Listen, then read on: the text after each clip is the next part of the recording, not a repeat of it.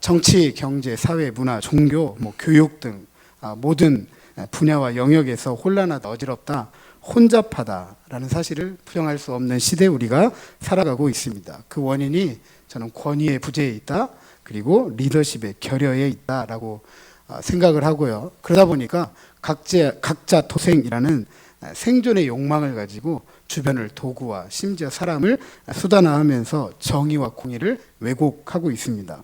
최소한의 사람에 대한 존중이 부정되며 살아가고 있는 우리 시대에 우리가 살펴보고 있는 사사 시대와 똑같다. 그래서 우리가 사사기 말씀을 읽어가면서 하나님 나라의 꿈을 우리가 한 번 더 생각해 보고 있습니다. 하나님이 이스라엘을 모압 왕 에글론의 18년 통치에서 왼손잡이 에훗을 통해 구원을 하셨고요. 소모는 막대기로 삼가를 통해서 블레셋에서 구원했습니다. 드보라를 통해서는 시스라와 그의 철병거 군대를 무찌르고 야빈 왕의 20년 통치 끝냈죠. 드보라는 이 전쟁의 승리의 이유를 하나님에 대한 신뢰에 따라서 즐거이 헌신한 이들을 통해서 주어진 것이다, 그렇게 이야기하고 있고, 이 전쟁에 참여한 이들이 받는 복과 상에 대해서 해가 힘있게 돋음과 같다라고 했습니다. 그리고 지난 시간 드보라가 가져온 40년의 평화가 지나가고 또다시 이스라엘이 하나님 앞에서 악을 행하기 시작합니다. 이에 대해 하나님은 미디안과 그 연합 세력의 손에 이스라엘을 7년 동안 맡기는데요. 그런데 이 7년이 이전에 어느 시절보다도 이스라엘을 정신적으로, 심리적으로, 경제적으로, 육체적으로 피폐하게 하고 궁핍하게 했습니다. 이렇게 피폐해지고 궁핍해진 이스라엘 자손이 여호와께 부르짖었습니다. 하나님이 구원할 사사를 보낼 줄 알았는데 사사를 보내기보다는 예언자를 보냈습니다. 그리고 이 예언자를 통해 이런 메시지를 우리에게 전해주었죠. 저를 한번 따라서 하십니다. 나는 너희의 하나님 여호와이니라. 시내산 위에서 모세와 그리고 이스라엘과 언약을 맺으신 여호와이다라고 상기를 시키는 것입니다. 하지만 이스라엘이 이 하나님을 버렸기 때문에 이 미디안 7년의 통치하에서 정신적, 심리적, 육체적, 경제적 궁핍함과 피폐를 가져왔다라고 지적을 했습니다. 하나님께서 보낸 선지자가 하나님의 메시지를 전한 후에 오늘 본문은 새로운 인물의 등장으로 시작합니다. 이 인물은 여호와의 사자입니다. 얘도 이제 오래돼 가지고요. 계속 그러네요. 그동안에 조금 덜 했는데 지난주부터는 아예 이렇게 나가네요. 네. 여호와의 사자가 오늘 본문에는 여호와의 사자로도 등장하고 기드온이 또 여호와라고 부르기도 하고 또 하나님의 사자라고도 부릅니다. 이 구약 시대에 이 이스라엘 백성들에게 하나님의 존재 자체가 신비하기 때문에, 그리고 하나님께서 자신을 나타내실 때 천사라든지 어떤 사람의 모습으로 등장을 하셨기 때문에 기드온이 하나의 단어를 쓰기보다는 여호와의 사자다, 하나님의 사자다, 여호와이다 이렇게 좀 다양하게 교호적으로 쓰고 있다라는 것 생각하시고 기드온이 지금 이야기하는 이 인물은 동일 인물이다라고 생각을 하시면 좋을 것 같습니다.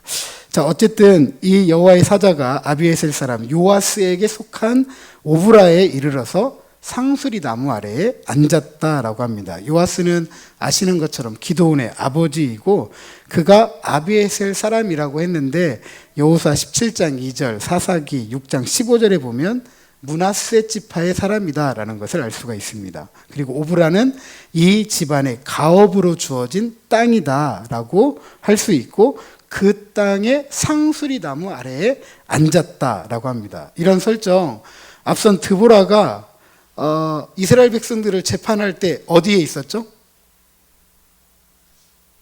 네, 괜찮습니다. 잊으셔야 제가 또 얘기하죠. 종려나무 아래에 앉아 있었습니다. 종려나무 아래에 앉아서 예언의 사역과 재판의 사역을 했던 드보라와 좀 대조되게 설정을 하고 있는데, 상수리나무는 당시 가나안 사람들의 신이었던 바알을 숭배하는 장소였습니다.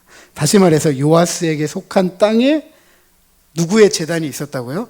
하나님을 섬기는 하나님의 제단이 있었던 게 아니라 바알의 제단이 있었다. 그리고 이것은 요아스가 이 지역에서 종교적으로 굉장히 중요한 위치를 차지하고 있었다라는 것을 알 수 있습니다. 심지어 요아스가 이 종교적인 이 장소를 가지고 뭘 얻었을까요? 부도 얻고 지역에 영향력도 행사할 만큼 그런 사람이었다. 그런 종교적 권위를 갖고 있었다라는 것을 알려줍니다. 그만큼 요아스의 가정이 이런 종교적인 영향 하에서 부를 취했고, 그런데 지금 이 여호와의 사자가 바알 신의 종교적 영향력을 행사하고 있는 요아스의 가정, 그리고 그 제단에 앉아 있는 것이죠. 이때 요아스의 아들 기드온은 미디안 사람들 모르게 밀을 포도주 틀에서 타작합니다. 일반적으로 밀 타작은 어떻게 해야 되죠? 밀 타작은 좁은 데서 할 수 있나요, 없나요? 넓은 데서 해야 되죠. 개방되고 공개된 성읍 바깥에서 이게 도리깨라고 하죠. 도리깨질로 이렇게 쳐서 수확을 하는 작물인데 지금 어디에서 하고 있냐면 포도주 틀에서 한다. 포도주 틀은요 좁아요. 나중에 이제 이번에 성지순례 가셔서 거기는 안 보여주셨던 것 같은데 그 갑바도기아 대림구유 지하 그 도시에 들어가 보면 거기에 이제 포도주 틀이 있어요. 그걸 보셨으면 훨씬 더 이해가 빠르셨을 텐데 그 부분을 안 봤던 것 같아요. 위에 바위가 있고 아래 바위가 있습니다. 이렇게 높은 바위는 아니고 약간의 계단식 바위인데 위에 포도를 따가지고 여기에다가 놓으면 위에서 사람들이 들어가서 발로 짓밟아요. 그러면 뭐가 나오죠? 포도즙이 나오죠. 그러면 이 아래에 있는 바위 웅덩이로, 웅덩이라기보다는 조금 움푹 파인 이곳으로 이 즙이 흘러서 내려오게 돼요. 이것을 이제 저장하면 이제 포도주가 되는 거죠. 그러니까 밀을 지금 이 좁은 공간에서 타작을 하고 있다. 지금 그런 이야기입니다. 이와 같은 곳에서 기드온이 타작을 했다. 그만큼 사람 눈에 띄었을까요? 안 띄었을까요? 눈에 띄지 않죠. 특별히 미디안과 함께한 연합 세력에 의해서 생존의 위협을 받아가지고 궁핍하고 피폐한 삶을 살아가는 상황이라고 한다면 기드온의 행동 충분히 이해가 됩니다. 밀타작 해봤자 다 누가 가져가요? 미디안과 연합 세력이 다 뺏어가게 되는 거죠. 그런데 이런 기드온의 상황 아는지 모르는지 여호와의 사자가 기드온에게 나타나서 이렇게 말합니다. 큰 용사야. 이걸 조금 오늘 우리식으로 표현하면 용맹한 전사여, 이런 이야기입니다. 미디안과 함께한 연합 세력을 두려워해서 몰래 포도주 틀에서 밀타작하던 기드온에게 용맹한 전사여, 큰 용사여 라고 부르는 게 어울려요? 안 어울려요? 안 어울리죠. 뭐 이순신 장군 정도는 돼야 뭐 좀 큰 용사예요, 용맹한 전사여라고 부를 만한데 숨어가지고 막 이러고 있는데 이런 친구를 큰 용사다, 용맹한 전사다라고 부르기에는 굉장히 어색합니다. 어울리지 않아요. 그럼에도 불구하고 여호와의 사자는 그를 용맹한 전사이다, 큰 용사이다라고 부릅니다. 그런데 여호와의 사자가 이렇게 위축되고 소심한 기드온을 용맹한 전사다, 큰 용사라고 부른 이유가 있어요. 12절 하반절에 이렇게 가르칩니다. 저를 한번 따라서 하시죠. 여호와께서 너와 함께 계시도다. 한 번 더 하시죠. 여호와께서 너와 함께 계시도다. 여호와의 사자에게 기드온이 용맹한 전사, 큰 용사라고 불리는 이유는 딱 한 가지입니다. 기드온과 여호와가 함께 하시기 때문입니다. 기드온은 이런 여호와의 사자의 외침에 반문해요. 기드온의 반문 크게 세 가지입니다. 첫 번째로는 하나님께서 이스라엘과 함께 한다고 한다면 어떻게 이스라엘이 이렇게 고통을 겪고 있습니까? 두 번째로는 조상들에게 있었던 출애굽의 기적, 하나님이 계시다고 한다면, 우리와 함께 계신다고 한다면 오늘날에도 이 기적이 있어야 되는데 그 기적이 어디 있습니까? 세 번째로는 미디안으로 말미암아 고통을 당하는 것 하나님이 함께 하시기 때문이 아니라 버리셨기 때문입니다 라고 반문을 합니다. 다시 말해서 지금 이스라엘이 처한 현실적 상황이나 환경을 살펴본다면 하나님께서 함께 계신다라고 하는 여호와의 사자의 외침은 전혀 맞지 않는 거죠. 기드온의 반문 굉장히 논리정연해요. 그것이 이스라엘의 현실입니다. 기드온은 이처럼 현실을 이해하고 그것을 살아낼 줄 아는 현실 감각이 뛰어난 인물이다라고 해도 틀린 말은 아닙니다. 하지만 기드온은 현실을 넘어선 근본적인 원인에 대해서는 무지했습니다. 기드온의 현실 분석처럼 이스라엘이라는 형편의 근본적인 원인에 대해서 한 선지자가 이렇게 얘기했잖아요. 이스라엘이 함께 하시는 하나님에 대해서 언약을 저버렸기 때문이다. 다시 말해서 하나님을 저버린 이스라엘의 죄가 오늘날의 이스라엘의 현실을 만들어냈다라고 가르치고 있습니다. 그러게 기드온처럼 자신이 처한 현실에 대해서 원망하거나 불평할 것이 아닙니다. 하나님을 저버린 자신들의 행동에 대해서 회개해야만 하는 거죠. 그리고 바알의 제단을 통해 부와 영향력을 누렸던 기드온의 집안이라고 생각해 본다면 더 적극적이잖아요. 그죠? 하나님을 올바로 알고 하나님을 잘 섬겨야 되는데 자기 집안을 바알을 섬기는 제단으로 만들고 그것에 영향력을 가지고 부를 쌓았다고 한다면 기드온은 더 회개했어야 되죠. 더 통곡했어야 되죠. 지금 원망하고 불평할 입장이 아닌데도 불구하고 현실은 잘 알겠는데 이유는 모르는 하나님에 대해서 무지한 기드온을 우리가 보고 있습니다. 그런 기드온의 반문에 대해서 여호와의 사자 역시 답하지 않아요. 모르는 친구에게 몇 번이고 얘기해봤자 그건 잔소리일 뿐이니까 말하지 않는 것 같아요. 이런 기드온의 모습은 하나님의 전쟁을 알지 못했던 세대의 아주 전형적인 모습입니다. 우리가 앞서도 살펴봤지만 이스라엘이 왜 하나님의 언약을 저버렸느냐? 그것은 이스라엘이 하나님을 알지 못했다.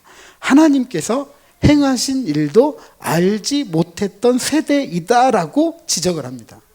하나님에 대해서 알지 못하는 기드온과 같은 세대의 현실은 자연스럽게 하나님에 대한 의심, 원망, 불평, 신앙에 대한 회의, 자연스러운 것이죠. 그래서 이 기드온의 반문에 답하기보다는 다시 이 여호와의 사자가 기드온을 부르고 사명을 맡깁니다. 14절 하반절입니다. 너는 가서 너의 힘으로 이스라엘을 미디안의 손에서 구원하라. 내가 너를 보낸 것이 아니냐 하시니라. 물론 개인적으로 기드온은 바알의 제단을 통해 부와 영향력을 누렸습니다. 사사기 6장 27절에 보면 기드온은 이런 부와 영향력을 가지고 자기 밑에 종 10사람을 데리고 다닐 정도는 되었어요. 한 사람이 종 10명을 부릴 정도 되면 부자예요, 부자 아니에요? 앉아 계신 분들 중에 종 10분 이렇게 데리고 계신 분 없죠? 제가 볼 땐 기드온이 훨씬 여러분들보다 부자예요. 저보다는 훨씬 더 부자이고, 네. 그런 영향력이 있었어요. 결코 기드온이 우리의 선이해처럼 무력하고 무능력한 사람은 아닌 거죠. 네. 가난한 사람, 그런 사람 아닙니다. 그래서 14절에서 가리키고 있듯이 너의 힘이라고 이야기하는데 이 구절에 보면 너의 힘이라고만 말하지 않고 뭐라고 이야기 안 하냐면 이 너의 힘으로 이렇게 표현합니다. 이 너의 힘으로. 너의 힘이긴 힘인데 어떤 힘이에요? 이 힘이에요. 이 힘. 이 힘. 이 힘이 무엇이냐 하면 이 여호와의 사자가 기드온의 힘으로 특정한 것이 있잖아요. 그것이 뭐냐면 12절 하반절에 여호와께서 너와 함께 계신다입니다. 물론 기드온이 자신의 개인적으로 가지고 있는 부, 힘, 영향력이 있지만 이거 말고 특정한 하나님께서 특정해 준 그 힘이 있다는 거죠. 그 힘은 하나님이 너와 함께 계신다입니다. 이 힘으로 기드온이 용맹한 장수, 큰 용사로서 이스라엘을 미디안의 손에서 구원하도록 하나님께서 보냈다라고 사명을 알리는 것입니다. 자신을 언약의 하나님 여호와로 알리셨던 하나님께서 기드온과 함께 하시면서 구원의 큰 일을 나타내시겠다라고 보장하시는 거예요. 그렇다면 이때 기드온이 보여야 할 태도는 무엇이죠? 우리가 지금까지 사사기를 통해서 보았던 태도는 어떠한 태도이어야 되죠? 이 하나님의 말씀에 순종해야 되죠. 순종해야 되죠. 이와 같이 순종할 때 기드온도 용맹한 장수로 큰 용사로 해가 힘있게 도둠과 같게 솟을 텐데, 하지만 기드온은 또다시 의외의 반응을 보이게 됩니다. 기드온은 나는 너무 미약하다, 작다, 이스라엘을 구원할 수 없다라고 하면서 하나님의 사명을 회피합니다. 현실 감각이 뛰어난 기드온, 전쟁의 승패 벌써 머릿속에서 계산 끝난 것 같아요. 이 너의 하나님이 이 너의 힘이 아니라 자신이 가지고 있는 힘으로 생각해 보니까 미디안과 싸워가지고는 얻을 게 있다 없다? 얻을 게 없는 거죠. 자신의 부와 영향력이 아무리 크다 할지라도 메뚜기 떼와 같은 미디안과 연합한 세력에 비하면 자기는 아무것도 아니다 라는 생각을 했습니다. 하나님께서 함께 계신다는 언약의 하나님에 대한 약속보다도 기드온은 여전히 현실 파악에 빨랐습니다. 기드온의 이런 무력함, 하나님의 약속에 대해 바르게 이해하지 못했던 것이죠. 아니요, 하나님에 대해서 알지 못했기 때문입니다. 그래서 기드온은 자신의 힘과 능력으로 현실을 뒤바꾸기에는 역부족이다라고 알게 된 것입니다. 그 자신이 무엇으로 이스라엘을 구원할 수 있겠느냐라고 되묻지 않을 수 없었습니다. 하지만 다시 이 여호와의 사자가 기드온에게 사명을 맡깁니다. 18절, 16절 하반절, 내가 반드시, 16절 하반절, 내가 반드시 같이 읽어보도록 하겠습니다. 시작.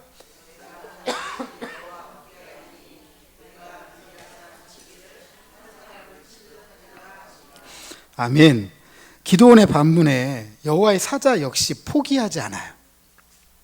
설명하기보다는 계속 부르고 계속 사명을 맡깁니다. 기드온의 앞선 자신의 무능력, 무력함 인정해줘요. 그래, 너 약해, 너 미약해. 네 수준이 그만큼인 걸 나도 알아 라고 하면서, 하지만 반드시 하나님께서 함께 하신다라는 것을 또 한 번 강조를 해줘요. 그런데 어떻게 강조를 해주냐? 미디안에서 이스라엘을 구원하도록 하시는데 미디안의 이 메뚜기 떼와 같은 이 미디안을 몇 사람 치듯 한대요? 한 사람 치듯 한다. 그러니까 어떤 말이에요? 가볍게 이긴다라는 이야기죠. 가볍게.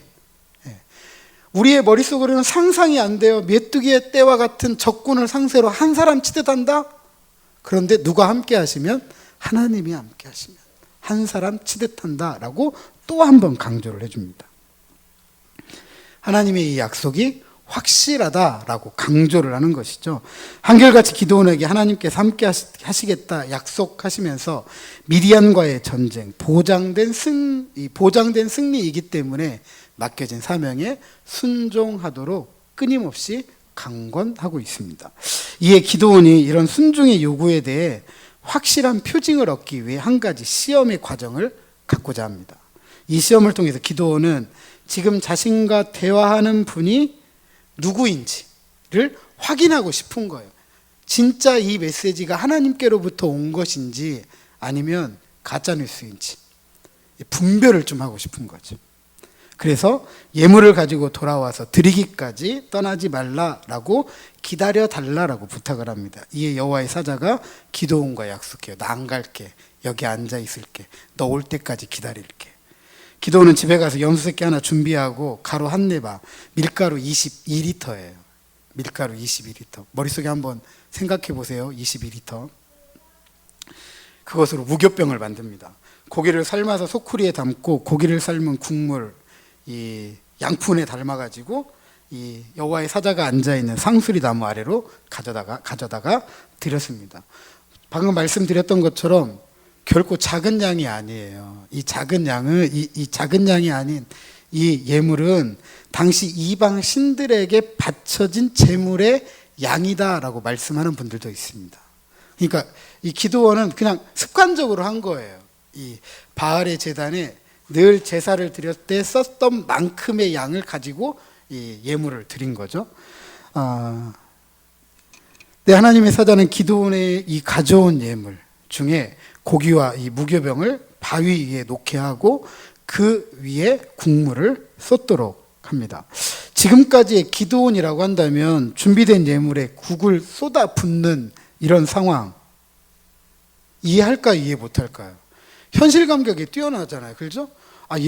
귀한 예물을 준비해서 드렸으면 드시지 왜 거기다가 그 음식 베리라고 그냥 한꺼번에 국물을 쏟으라고 했을까라고 반문을 해야 되는데 이번만큼은 반문하지 않아요.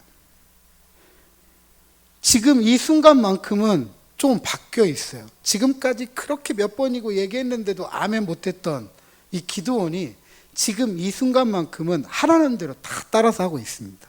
순종하고 있는 거죠. 기드온이 하나님의 사자의 이 지시를 따르자 하나님의 사자가 손에 잡았던 지팡이 끝을 내밀게 됩니다. 그리고 국물에 젖은 고기와 무교병에 대자 불이 바위에서 나와서 고기와 무교병을 불살랐다라고 합니다. 그리고 여호와의 사자가 그 자리를 떠나서 보이지 않았다라고 하죠. 하나님의 기적이 사라졌다고 원망하고 불평하던 기드온에게 하나님께서 지금 뭘 보여주신 것이죠? 기적을 보여주신 거죠. 여전히 하나님은 오늘날에도 기적을 행하시는 분이시다. 기드온과 또 약속을 지키시잖아요. 그래서 지금까지 기드온에게 주었던 소명과 사명이 하나님께로부터 주어졌다라는 것을 확증해 주고 있는 것입니다. 이 정도 되면 기드온 전쟁터에 나가야 될까요? 말아야 될까요? 나가야 될까요? 말아야 될까요? 아직도 돌다리는 더 두드려야 될까요? 이와 같은 기적과 확증을 목격한 기드온, 하나님께서 함께 계신다는 이 여호와의 사자의 메시지에 귀를 기울여야 되죠. 전쟁터 나가야 돼요. 그런데 참 현실 감각이 뛰어나긴 뛰어나요. 마지막까지 실망하지 않도록 합니다. 이 하나님의 메시지에 귀를 기울이고 순종하겠다고 아멘하고 나아가야 되는데 갑자기 자기가 여호와의 사자를 보았다, 여호와를 보았다고 하면서 내가 곧 죽게 되었네 라고 두려워하면서 슬프다라고 통곡하기 시작합니다.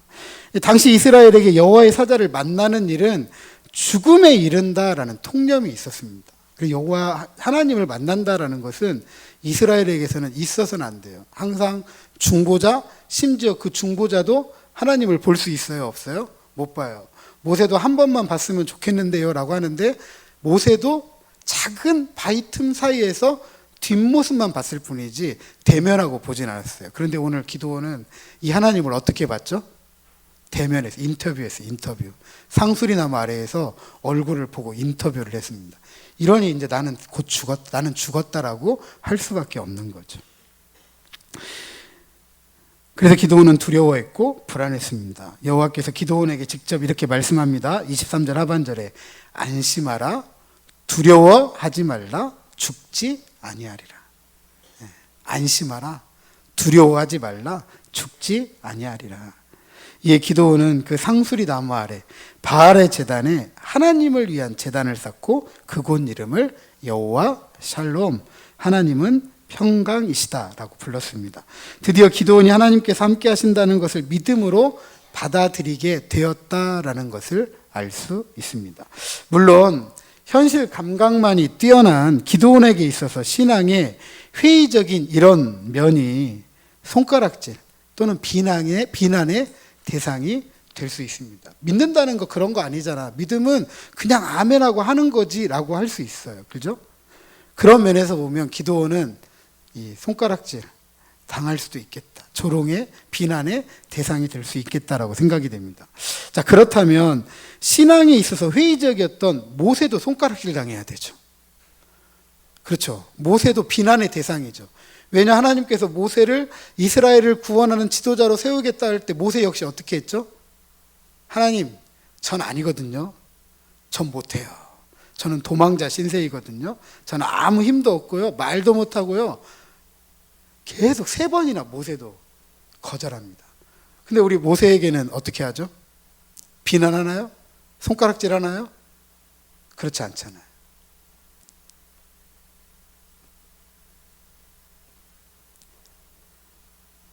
오히려 확신에 찬 이 신앙에 거하기 위해서 이런 표징을 구하는 태도는 오히려 참된 순종으로 나아가는 과정일 수 있는 거죠. 다시 말해서 최소한의 신앙이 있었기 때문에 참된 순종으로도 나아갈 수 있는 거예요. 그런 최소한의 하나님에 대한 신앙이 없었으면 어떻게 순종으로 나아갈 수 있겠어요? 나아가지 못하죠. 그렇다면 우리 역시도 확신에 찬 신앙에 거하기 위해서 최소한의 신앙을 가지고 하나님께 표징을 구할 수 있어야 돼요. 때로는 이 기도원처럼 우리 현실에 대해서 원망할 수도 있고 불평할 수도 있어야 돼요.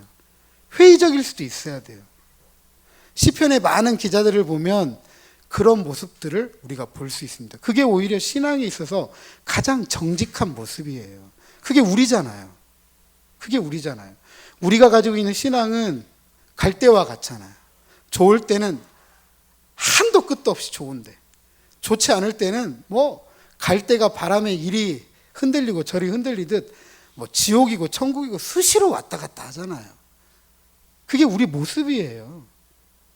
그럼에도 불구하고 한 가지 있잖아요. 신앙이라는 뿌리를 가지고 있기 때문에 흔들리더라도 그 자리에는 있는 거죠.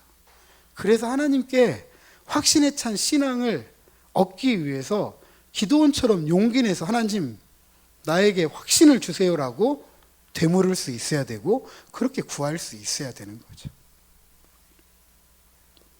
그리고 참된 순종의 길로 나아가게 되면 하나님의 소명과 사명에 대해서 확신을 갖고 그 약속을 이룰 수 있는 것입니다. 사랑하는 성도 여러분, 잃어버린 참된 샬롬을 충만하고 풍성하게 받아 누리기 위해서 하나님의 구원을 무엇으로 이루고 성취할 수 있을까?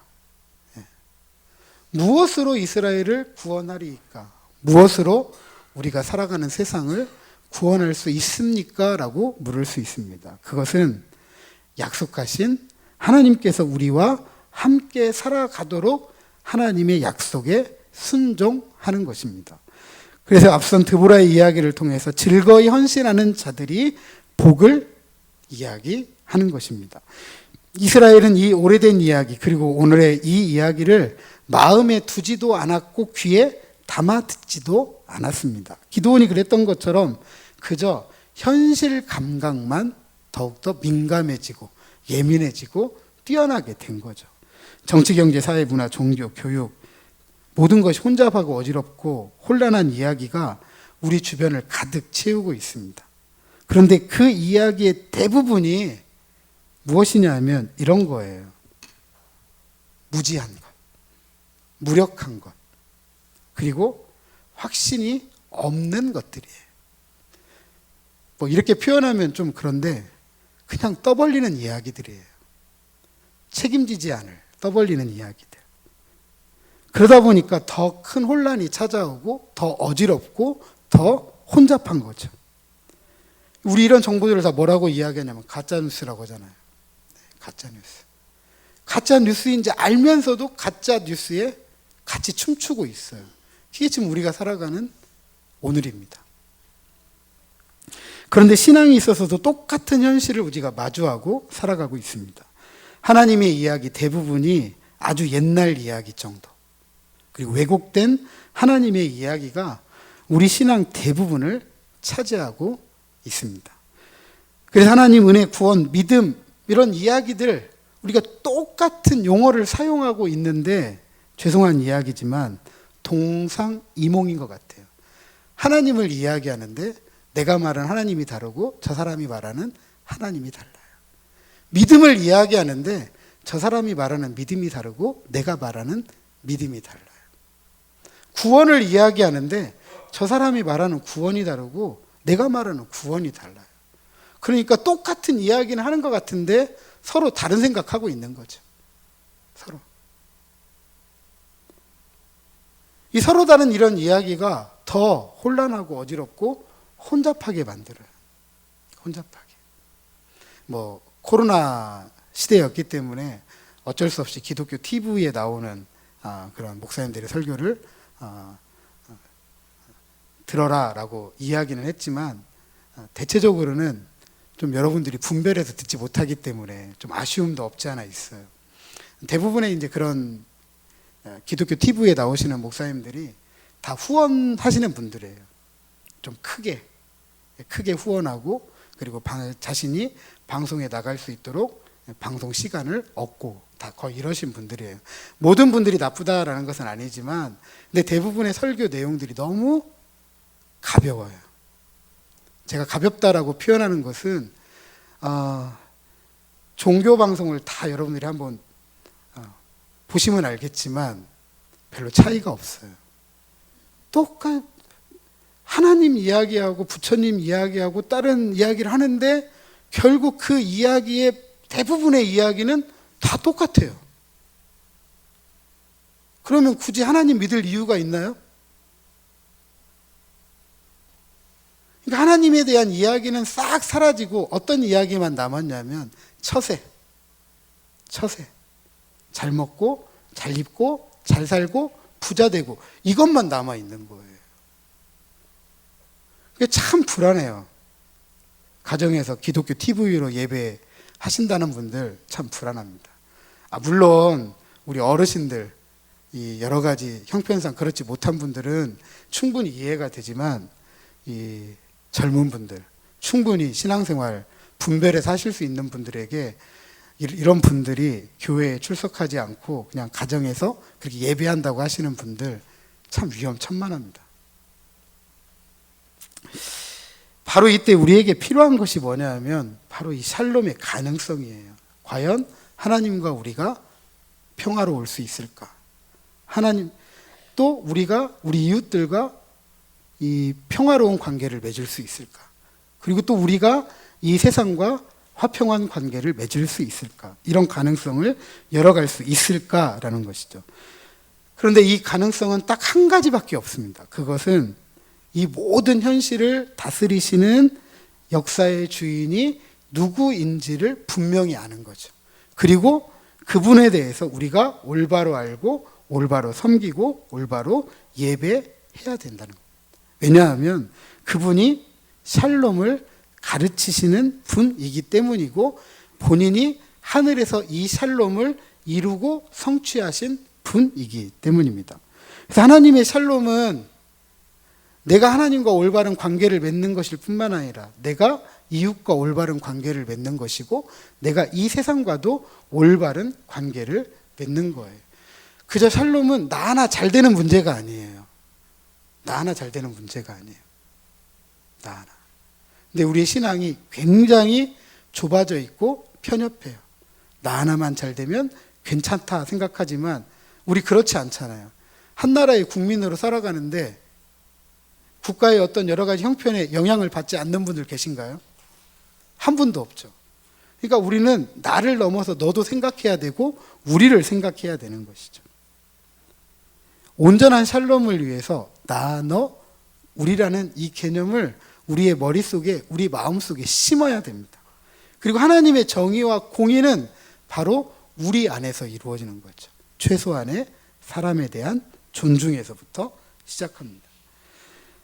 그래서 하나님께서 함께 하신다라는 것은 하나님의 약속을 믿고 순종하는 이들이 참된 구원을 이루고 성취하며 하나님의 샬롬을 함께 누리는 거예요. 부디 내가 가진 힘과 능력, 우리가 처한 현실, 인식을 뛰어넘어서 하나님께서 함께 하신다는 그 약속을 믿고 순종할 때에 혼잡하고 어지럽고 혼란한 우리 세상에 참된 빛, 하나님께 즐거워 헌신하는 자들을 해가 힘있게 도둠과 같게 하신다라고 했는데 그런 참된 빛으로 살아가면서 나와 너 그리고 우리를 위한 샬롬의 가능성 열어가면서 하늘에서 이루어진 하나님의 뜻 이 땅에 함께 이루어가는 저와 여러분 우리 모두가 되시기를 주님의 이름으로 축복합니다.